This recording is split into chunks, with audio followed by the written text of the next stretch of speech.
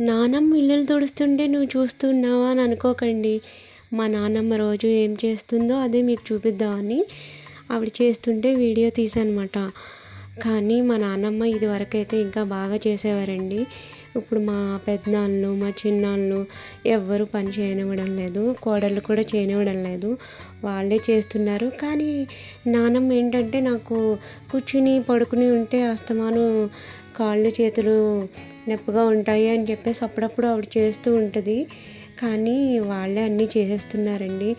భోజనం వండుతారు, కూరలు అన్నీ, టిఫిన్ అన్నీ మా పెద్దనాన్న తీసుకొస్తారు.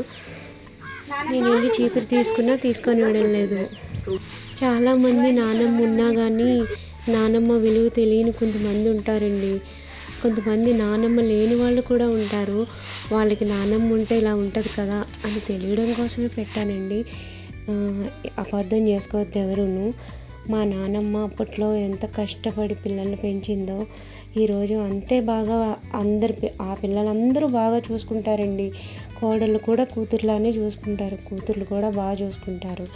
అందరూ అంత బాగా చూడబట్టి ఈరోజు ఆమె అంత ఆరోగ్యంగా చాలా బాగుంది. మా నానమ్మ గురించి ఎంత చెప్పినా తక్కువేనండి.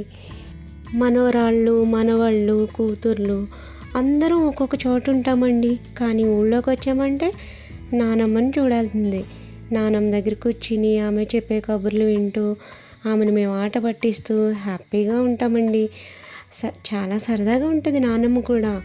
అందరితో మంచి మంచి మాటలు చెప్తూ ఉంటుంది. ఆవిడ అనుభవంలో ఉన్న మంచి మంచి మాటలన్నీ చెప్తూ ఉంటుంది.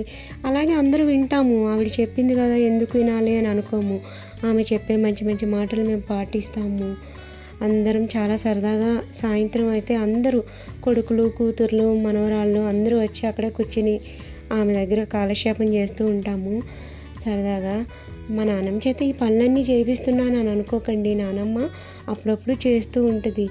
అందుకని మీకు మా నాన్నమ్మ ఏం చేస్తుందో చూపిస్తాను అన్నాను కదా, అందుకని ఈ వీడియో మీకోసం అని చెప్పి నానమ్మ చేత ముగ్గులు అవి వేపిస్తున్నాను. ఆమె సరదా ఇష్టపడే వేసింది. నేను వేస్తాను నువ్వు చేయి అని చెప్పి ఆమె ఇష్ట ప్రకారమే చేశానండి. ఎవరు తిట్టుకోవద్దు. నానమ్మ చేతి చేపిస్తున్నామని ఆమె చేసే పని ఆమె ఇష్టంతో నేను చేస్తాను, నువ్వు వీడియో తీయని చెప్తేనే తీశాను.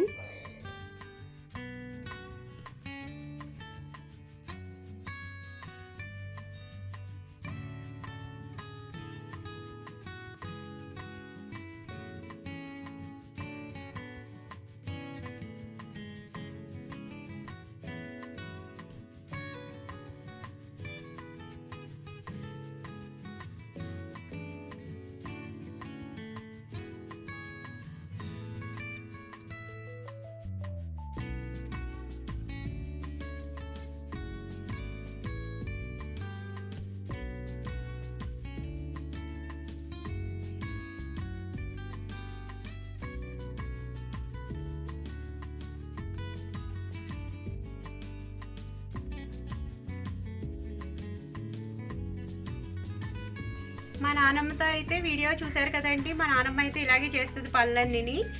మా నానమ్మకి అందరూ నో దిష్టి. గోదావరికి వెళ్ళామని చెప్పాను కదండి, గోదావరికి వెళ్ళాను.